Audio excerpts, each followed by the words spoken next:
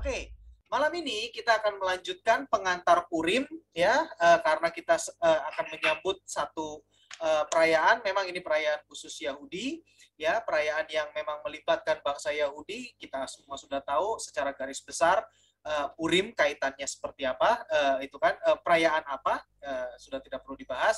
Tapi ada satu hal yang menarik terkait dengan Purim ini, yaitu terkait dengan bangsa yang justru menjadi dalam tanda petik, bukan dalam tanda petik juga lah, tetapi sebetulnya memang ini menjadi lawan ataupun juga boleh dikatakan musuh bebuyutan daripada bangsa Israel, gitu kan? Dan uniknya lagi, Bapak Ibu sekalian, ini bangsa ini itu sudah tidak ada, ya kan? Nah, tetapi ada satu perintah di dalam Torah yang mengatakan bahwa justru harus dimusnahkan, baik secara fisik maupun secara ingatan, gitu kan? Nah, ini akan menjadi sangat menarik. Dan nanti di dalam pengajaran kita malam ini, Bapak Ibu sekalian, kita akan temukan dan kita akan belajar step by step bahwa bangsa ini apa namanya apa ya? Bangsa ini boleh dikatakan ini sangat mengerikan dan ternyata bukan hanya sekedar dari sisi fisiknya, tetapi ada sebuah hal tertentu, yaitu dari sisi konsep, ideologi atau apapun yang sangat-sangat membahayakan, Bapak Ibu sekalian. Ya, nanti kita akan bahas. Dan ini akan sangat-sangat menarik. Dan ini kita akan belajar lebih dalam lagi terkait dengan struktur daripada manusia. Dan ini bisa dikacaukan. Jadi Bapak Ibu sekalian, kalau misalkan Bapak Ibu sekalian ingat, tolong ingat-ingat kembali sembari kita melaju gitu ya, sembari kita step by step mempelajari hal ini. Tolong ingat-ingat kembali Bapak Ibu sekalian apa yang diajarkan oleh Rabbi Cohen terkait dengan penyimpangan, yaitu penyimpangan jiwa. Di mana Rabbi Cohen berkata bahwa neshama kita yang sebetulnya, jiwa kita yang sebetulnya, atribut kita yang sebetulnya itu digeser oleh yang lain. Nah, ini nanti kita akan belajar nih detailnya seperti apa. Ini akan sangat luar biasa, ya. Tapi yang jelas ingat ya, taruh di ingatan kita dulu, di memori kita dulu, sehingga nanti ketika kita sampai di sana, Bapak Ibu sekalian akan berkata bahwa oh, ini toh maksudnya. Sudah semakin paham daripada Bapak Ibu sekalian dari blank gitu ya, terus tiba-tiba nanti ini apa sih gitu, seperti itu, ya. Oke. Sekarang kita masuk kepada pembahasan. Nah, Bapak Ibu sekalian, kita sudah membahas minggu lalu, ya kan, terkait dengan sejarah dan silsilah Amalek. Anak siapa, dari keturunan model apa, segala macam kita udah bahas, Bapak Ibu sekalian. Dan banyak dari kita tercengang, gitu kan. Iya, memang karena ajaib banget. Ini kekacauan di dalamnya itu mengerikan sekali, gitu ya. Dan tentunya jelas itu sangat-sangat bertentangan dengan Taurat, sangat-sangat bertentangan dengan Torah, Bapak Ibu sekalian. Lalu kita akan mempelajari berikutnya apa yang dilambangkan oleh Amalek, bagaimana dengan kita di zaman ini, relevansinya apa, Bapak Ibu sekalian, dan bagaimana mengatasi Amalek. Nanti kita akan bahas ini semua, ya. Tapi mungkin tidak sekaligus di dalam hari ini, tapi tentunya sebagaimana saya katakan bahwa ini adalah pengajaran berseri, ya. Nah, sekarang kita minggu lalu, ya, kita sudah mencapai sini kan, terakhir pokok pembahasan kita, ya. Dikatakan di sini apa? Payavo, Amalek, Fayilahem, Im Yisrael, Bi Refidim. Amalek datang bertempur dengan Israel di Refidim. Ya, kalau kembali saya ingatkan bahwa sebenarnya Amalek itu tinggalnya di sini di yang sekarang itu namanya adalah daerah Negev, masuk ke dalam daerah Israel di bagian selatan sini namanya itu Padang, ya, Padang Negev gitu kan. Dan Israel kan kita sudah belajar bahwa Israel itu dia ketika keluar dari Mesir, by the way, dulu Israel tinggal di Goshen itu bukan di Kairo sini ya, itu mungkin di daerah sekitar sini kemungkinannya, ya. Itu harusnya dia menempuh jalan ke sini, ya kan. Inilah jalan yang normal, jalan yang terpendek juga untuk ke Israel, ya kan, untuk ke tanah yang dijanjikan oleh Hashem. Nah, tetapi justru ketika mulai sampai sini harus berputar, ya kan, dikatakan bahwa Hashem memerintahkan Bani Israel berputar dan lalu sampai menyeberang Laut Merah, dikejar oleh Firaun di sini, dan tetapi kita tahu bahwa Laut Merah terbelah dan Bani Israel bisa menyeberang di daratan keringnya. Lalu peristiwa Refidim ini itu adalah ada di sini, di sekitaran kira-kira. Ya mungkin di sini, mungkin di sini, mungkin di sini, mungkin di sini, kita nggak tahu tepatnya. Tapi yang jelas di daerah sekitar sini. Artinya Bapak Ibu sekalian, ini jauh daripada tempat Amalek. Tidak menyinggung mereka, tidak merampas hak mereka, tidak melanggar teritori mereka, tapi ujuk-ujuk datang seret ke sini. Nah, kemarin kita sudah bahas kan bahwa sebetulnya benar-benar bahwa Amalek ini adalah representasi secara fisik daripada kejahatan, tanpa sebab, tanpa ujung, tanpa pangkal mereka nyerang. Dan nanti kita akan pelajari lagi bahwa sebetulnya ini adalah representasi dari sesuatu paham, sesuatu hal yang spiritual yang sangat mengerikan, gitu kan? Oke. Itu yang sudah kita pelajari minggu lalu. Sekarang kita maju kepada pemahaman ataupun pembahasan berikutnya. Oke, nah ini kita beri judul decoding Amalek, ya kan? Decoding Amalek itu artinya kita mencoba bersama-sama membedah Amalek, gitu ya. Nah, pertama di sini adalah Amalek adalah bangsa pertama yang menyerang Israel. Nanti ada hubungannya. Ini dikatakan di dalam kitab Taurat sendiri bahwa Amalek adalah yang pertama dari bangsa-bangsa. Yang pertama dari bangsa-bangsa itu artinya apa? Yang pertama menyerang Israel, itu secara faktanya, gitu kan? Ya, itu yang pertama. Yang kedua, Amalek menyerang tanpa provokasi. Tadi kita sudah jelaskan, ya kan? Minggu lalu kita sudah belajar. Nggak ada provokasi, murni karena memang kebencian terhadap kebenaran yang menjadi karakternya. Jadi ngeri Bapak Ibu sekalian, Amalek, satu orang yang namanya Amalek dan akhirnya menjadi bangsa ini, itu adalah bangsa Amalek, itu memang memiliki kebencian terhadap kebenaran. Ngeri banget Bapak Ibu sekalian, ya. Dan ini menjadi karakternya. Nah, itulah terbukti ketika Bani Israel sudah menyeberang, itu tiba-tiba mereka datang menyongsong, gitu kan. Kalau tidak ada alasan apapun, ya, kenal enggak, pernah ketemu juga tidak, gitu kan. Ya, jadi Israel itu sudah menghabiskan 200 tahun di Mesir. Dan kebencian itu tetap ada turun-temurun karena memang menjadi karakternya. Jadi seperti boleh dikatakan, saya nggak ngerti apakah ini memang benar atau enggak, tapi yang jelas mungkin sudah terkode di DNA-nya, mungkin, gitu ya. Tapi yang jelas ini menjadi karakter sebuah bangsa, benci terhadap kebenaran, gitu. Aneh sekali. Ya. Dan saat ini Amalek adalah konsep. Saat ini tidak ada bangsanya. Saat ini yang dikatakan Amalek itu adalah konsep kebencian membabi buta kepada Israel. Tidak pernah kenal, tidak pernah bertemu, hanya berdasarkan kata orang, tapi bencinya setengah mati. Aneh, Bapak Ibu sekalian. Kita lihat fenomenanya terjadi kan. Nggak pernah ketemu, kenal juga tidak, tahu negaranya di peta juga mungkin nggak tahu, gitu kan. Tapi benci aja, wah tidak bisa, pokoknya saya benci, gitu. Ngeri kan Bapak Ibu sekalian. Nah ini sekarang ada. Nah ini tidak, kalau kita lihat, itu tidak spesifik terhadap bangsa tertentu, karena memang tidak. Karena memang saat ini adalah Amalek adalah konsep, pola pikir, ideologi, atau apapun itu namanya, Bapak Ibu sekalian. Ya, nah, jadi apa yang dahulu itu secara fisik ada, ya, Israel hidup 200 tahun di Mesir, ketemu aja nggak pernah dengan keturunan Amalek, tetapi mereka bisa bencinya setengah mati, gitu kan? Aneh. Nah itu yang terjadi juga sekarang.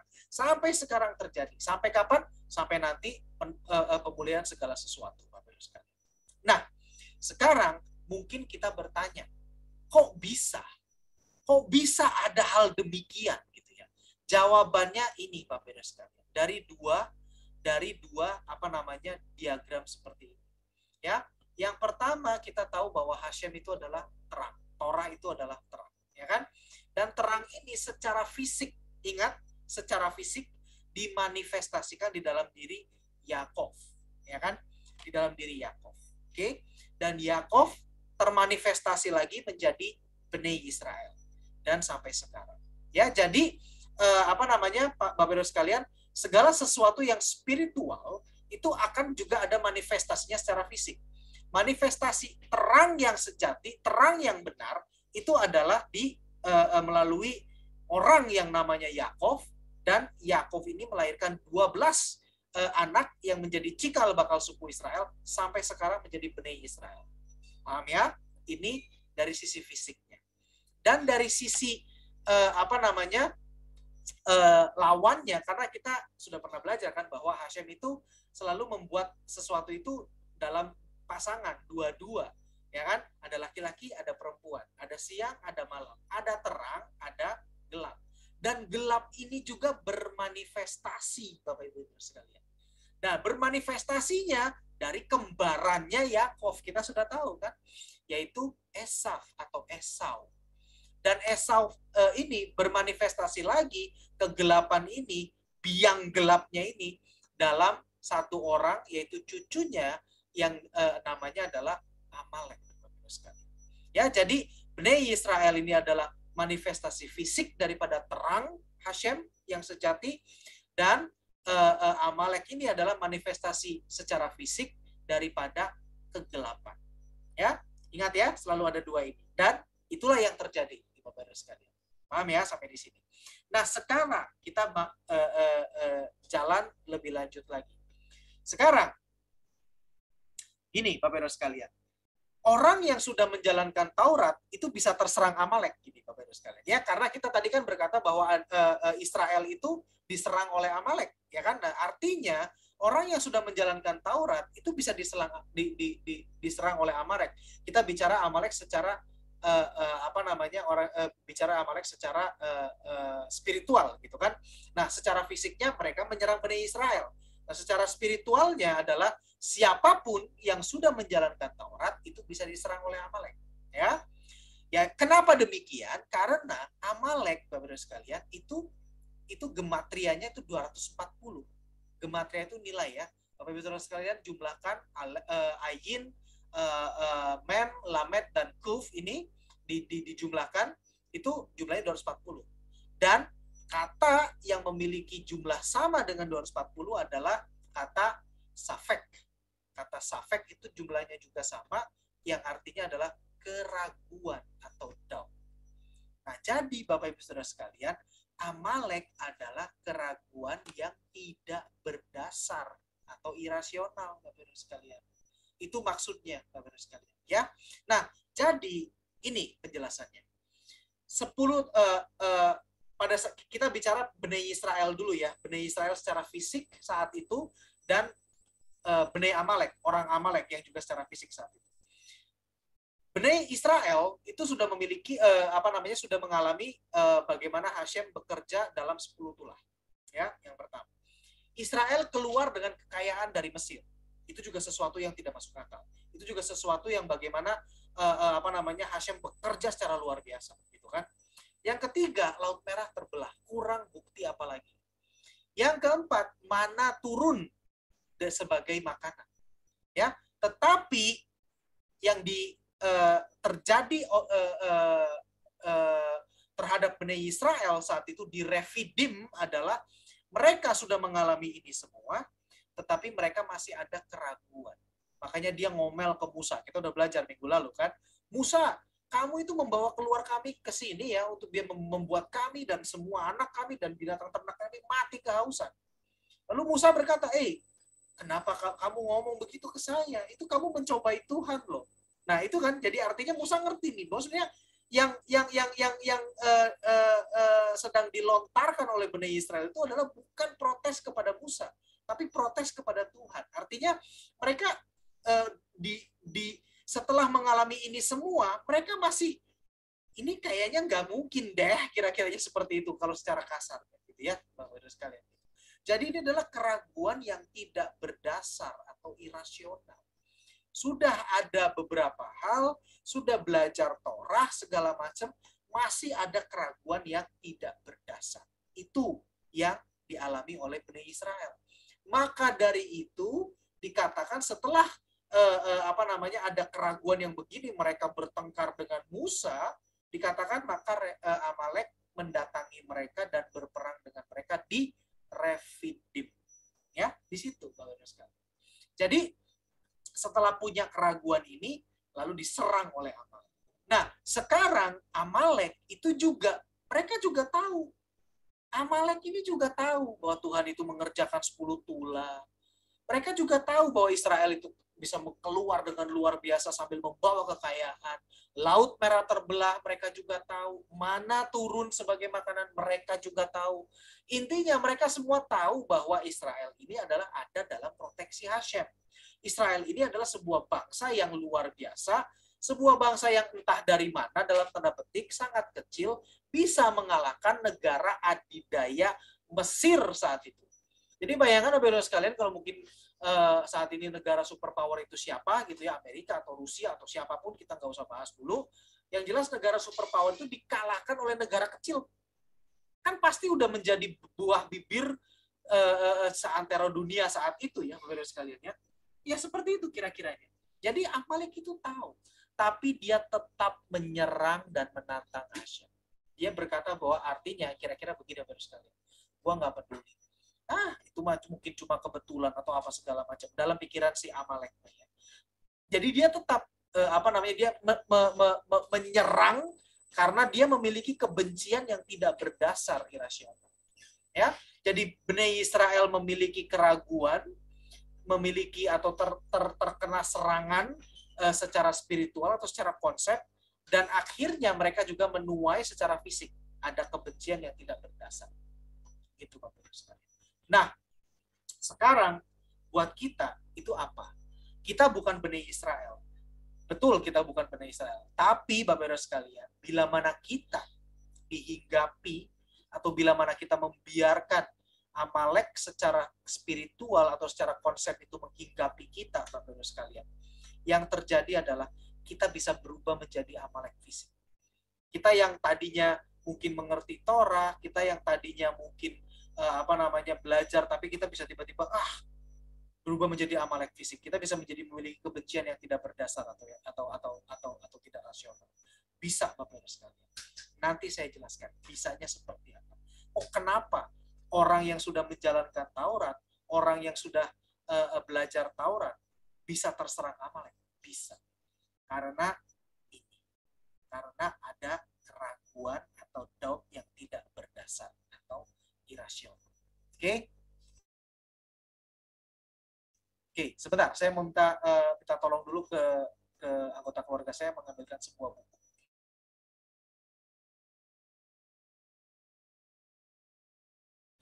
Oke. Kita lanjutkan ya Bapak Ibu sekalian. Nah, sekarang Bapak Ibu sekalian kita akan melihat kita kan punya Amalek spiritual sekarang ini kan, dan punya Amalek fisik. Nah, sekarang hubungannya dengan kita saat ini, hubungannya dengan manusia saat ini, terutama kita Bani Noah, itu seperti apa? Itu bisa dipahami dengan struktur tubuh, struktur daripada neshama kita Bapak Ibu sekalian. Nanti kita akan ke sana ya. Sekarang kita masuk dulu ke sini ke sebuah penjelasan terkait dengan ini. Ya.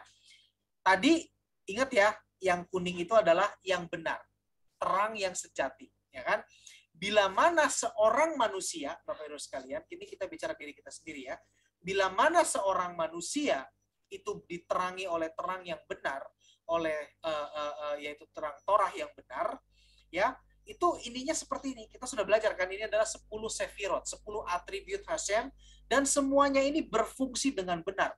Chokhmah, bina, Da'at, lalu Chesed, Gevura, Tiferet, Netzachot, Yesod, sampai dengan Malchutnya itu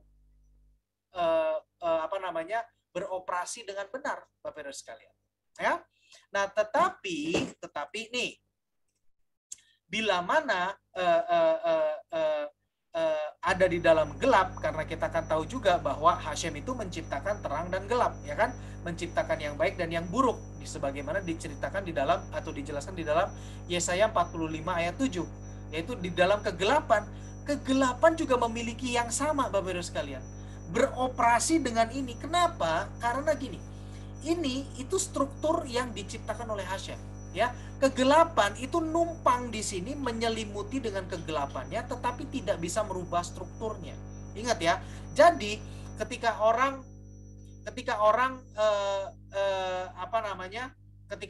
atau manusia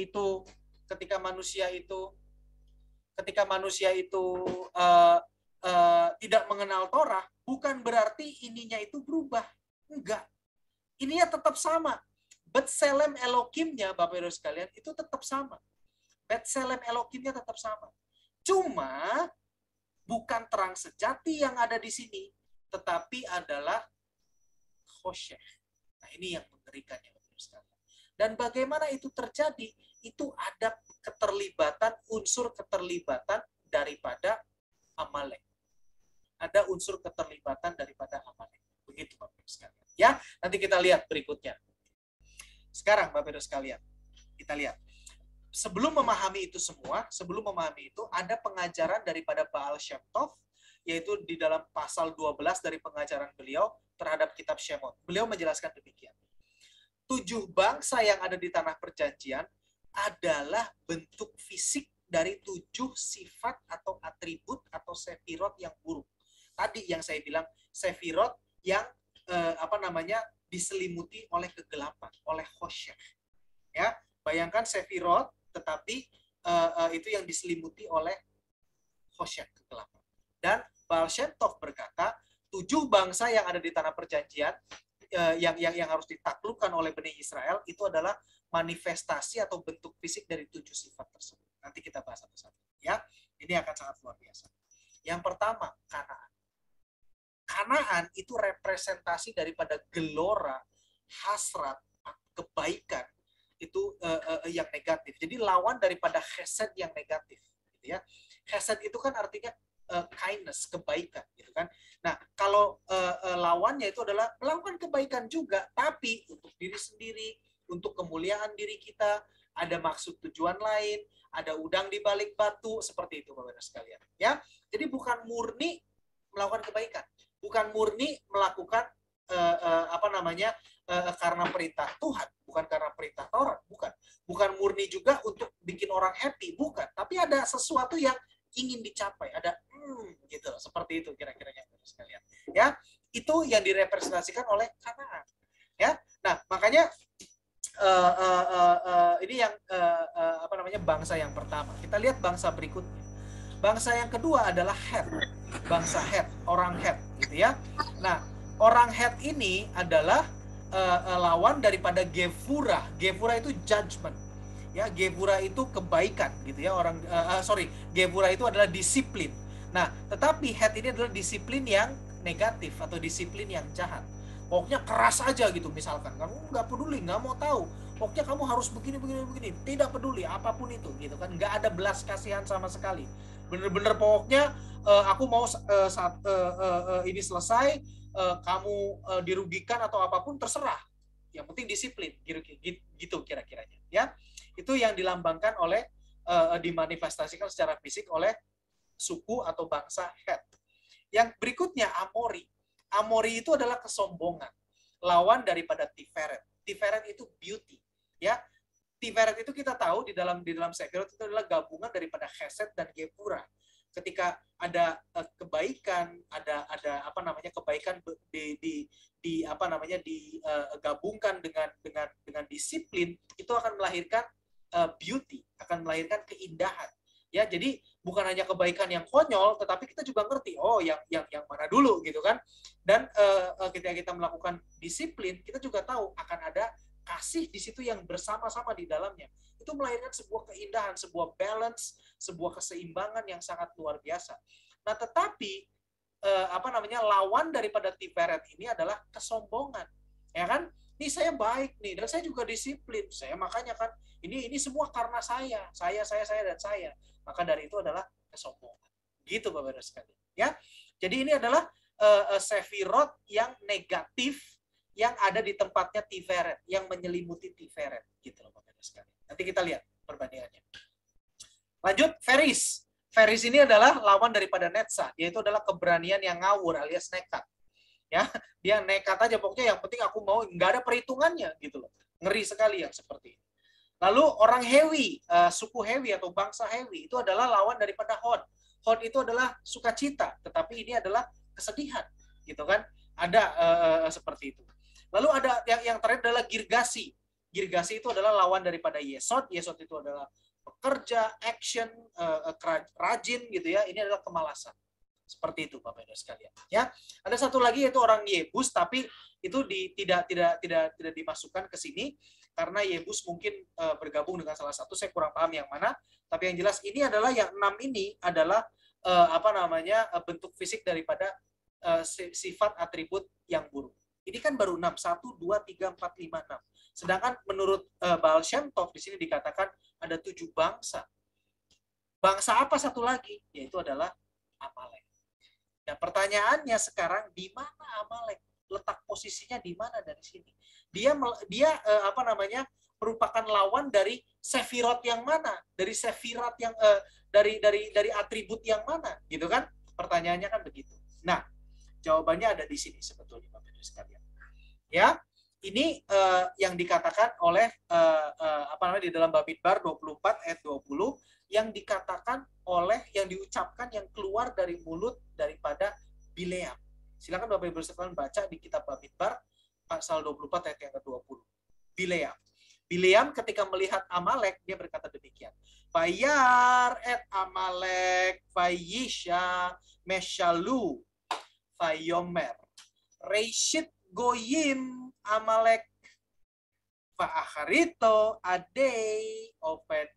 Ketika dilihatnya Amalek, ia mengucapkan perumpamaan. Katanya, Amalek adalah yang pertama dari antara bangsa-bangsa. Dan nasibnya adalah kehancuran total. Ini Bapak Ibu sekalian. Ya, kita harus paham di sini. Amalek adalah yang pertama dari antara bangsa-bangsa. Yang pertama menyerang. Yang pertama yang tidak peduli terhadap Tuhan. Sudah tahu Tuhan itu melindungi Israel, dia nggak peduli, sikat aja. Itu loh Bapak Ibu sekalian. Dan ini adalah posisi yang cukup penting di dalam Sefirot ini. Maka dari itu, posisi Amalek adalah dikatakan sumber dari keraguan akan adanya campur tangan Tuhan di dunia. Itu Amalek. Ya, dia nggak peduli. Oh iya memang Tuhan bekerja sama dia, tapi ya saat itulah. Mungkin sekarang udah nggak, kita sikat. Nah, kira-kira begitu Bapak Ibu sekalian. Nah, buat diri kita juga sama. Mungkin kita berkata, aduh ya gimana ya, ya mungkin itu dulu mungkin aku beruntung lah, atau mungkin kita juga bisa memiliki alasan yang rohani, dalam arti alasan yang sesuai dengan Torah. Artinya ya mungkin merit kita habis, maka dari itu kita sudah selesai, kelarlah hidup kita gitu loh. Nggak begitu juga gitu Bapak sekalian, karena nanti kita akan belajar bahwa Tuhan itu akan senantiasa menuntun kita detil demi detil, step demi step. Tidak pernah ada yang terlewatkan. Nanti kita belajar, ya. Dan Amalek dan keraguan inilah yang memberi makan dan menumbuhkan atribut Sefirot palsu di atas. Ya, artinya bila mana Amalek itu ada menguasai, maka Sefirot buruk ini semua ini akan diberi makan oleh dia. Seperti itu. Ya, diagramnya kira-kira seperti ini. Kalau saya pindahkan pengajaran Baal Shem Tov ini ke dalam diagram struktur Sefirot tubuh diri kita, manusia, gitu ya, akan seperti ini. Ini tadi kita udah belajar. Dan di sini, bagian atas, mulai dari Keter, Chokhmah, Bina, dan Dahat ini harusnya adalah tempatnya Taurat. Kita belajar Taurat, ya kan? Kita mendapatkan hikmat, kita mendapatkan pengertian, lalu kita pengetahuan, lalu kita bisa melihat, oh iya, sekarang aku memiliki pengetahuan, aku tuh hidupku tuh harus begini. Itu kan masih di sini kan, masih di level intelek gitu kan. Nah, baru setelah itu turun ke level bawahnya, ke yang dilambangkan dengan organ hati kita, yaitu sifat baik. Oh iya, Torah memerintahkan kita, dan ini adalah perintah Hashem, harus berbuat baik, Chesed, yang benar. Gevura, harus ada disiplin juga, tapi disiplin yang benar, gitu kan. Terus ini semua sampai kepada paling bawah, gitu Bapak sekalian, ya. Nah, dan yang hasilnya daripada orang yang memiliki terang yang benar daripada Taurat, di mana atasnya ini adalah Taurat yang benar, Taurat yang sejati, Bapak sekalian, tindakannya itu adalah sesuai dengan Taurat tentunya, ya kan? Pasti sesuai dengan Taurat, dan memiliki cinta yang murni kepada Taurat dan pembawa mandatnya.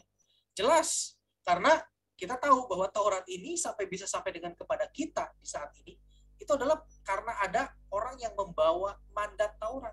yang memelihara bahkan dengan nyawanya sendiri Taurat ini, yaitu siapa? Bani Israel, tidak lain dan tidak bukan. Ya, ini hasil tindakan nyata bila mana nih keseluruhan Sefirot ini itu ada di dalam terang yang benar, mulai dari atasnya ini adalah Taurat. Di level sini, di level intelek kita dikuasai oleh Taurat. Nah, sekarang Bapak Ibu sekalian, di bagian yang khosyeh, tadi kita udah belajar kan, ada juga kan, Hashem itu juga istilahnya menciptakan gelap juga kan. Nah, ininya itu diselimuti oleh gelap. Mulai dari tadi dikatakan bahwa Hesed itu ada yang negatifnya dilambangkan oleh bangsa Kanaan, lalu ada Gevura itu bangsa Het, bisa dirujuk nanti ya penjelasan sebelumnya, terus sampai ke sini Bapak Ibu sekalian ya. Dan ini itu diberi makan oleh Amalek. Artinya Amaleknya itu, keraguan-raguannya itu menguasai bagian intelek kita. Nah, ini Bapak Ibu sekalian, mengerikan sekali. Ya. Dan ini bagian yang ini bisa diperbaiki dengan pikun. Bisa diperbaiki dengan perbaikan karakter, perbaikan sifat. Tetapi yang di atas ini tidak bisa diperbaiki dengan pikun. Ini harus dibuang. Karena ini merujuk kepada pengajaran Rabbi Cohen kemarin, ya kan, beberapa minggu lalu, ini adalah penyimpangan secara jiwa. Ya, jadi ininya diganti nih Bapak Ibu sekalian, bukan diganti lah, bukan ininya diganti, ininya diganti, digeser, Tauratnya itu digeser oleh Amalek, yaitu mulai dengan yang namanya keraguan kecil. Nah, itu bahaya sekali, itu bahaya sekali, ya. Dan dari orang ataupun dari struktur yang demikian itu akan lahir tindakan yang tidak sesuai dengan Taurat, tentunya kesombongan, ya kan, hal semacam itulah gitu kan, membelok-belokkan hukum. Ya? Nah, terus Bapak Ibu sekalian, juga cinta yang palsu kepada Taurat dan pembawa mandatnya bisa juga kan, karena mungkin ini kayaknya yang benar tuh begini nih, tapi ternyata enggak gitu kan, ya itu cinta palsu. Dan kebencian yang bisa melahirkan kebencian yang irasional kepada Taurat dan pembawa mandat.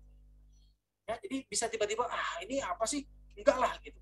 Nah, Bapak Ibu sekalian, inilah Bapak Ibu sekalian yang merupakan konsep ataupun juga sifat daripada Amalek yang relevan terhadap kehidupan kita saat ini. Ya, orang yang tadi saya katakan bahwa orang yang sudah belajar Taurat justru harus hati-hati, karena ini akan senantiasa dicoba digeser oleh Amalek. Melalui apa? Melalui keraguan-keraguan kecil. Masa iya sih? Yang benar kira-kiranya seperti itu. Walaupun sebenarnya kita sendiri mengalami, kita sendiri sudah mengalami, ya kan? Nah, itu hati-hatinya di sini. Oke? Nanti kita belajar bagaimana cara agar kita terhindar dari hal itu. Belajar nanti. Ya. Nah, maka dari itu inilah orang ataupun juga konsep yang di sini atau orang yang ada di sini itu yang dikatakan di dalam Mislei atau di dalam Amsal pasal 14 ayat yang ke-12 atau pasal 16 ayat yang ke-25. Ditulis sampai 2 kali di dalam Mislei. Mislei berkata apa? Yesh derech yasar lifnei ish fa'acharitah harki darki mapet. Dikatakan bahwa ada jalan yang di pandangan orang, di pemandangan di depan pemandangan orang itu mereka pikir lurus, tetapi justru ujungnya itu membawa kepada maut. Ya, karena mereka pikir mereka sudah melakukan Taurat, karena mereka pikir mereka inilah Taurat yang benar. Ini ya Amalek itu berusaha ya, ini maksudnya konsep ini ya itu mengganti Taurat bila tidak bisa disingkirkan, benar-benar disingkirkan, dicoba dimanipulasi Tauratnya sehingga berkata Taurat ini yang benar loh, yang buat saya yang buat kita itu gitu loh. Sehingga dia berkata bahwa Taurat ya, atau mungkin dia berkata juga Tauratnya sudah tidak berlaku, sudah diperbarui. Nah, bisa macam-macam Bapak Ibu sekalian. Sehingga yang di sininya itu sudah terkontaminasi nih. Nah, bila mana ininya sudah terkontaminasi, maka ke bawahnya itu kacau. Tinggal melihat aja, tunggu aja hasilnya seperti itu.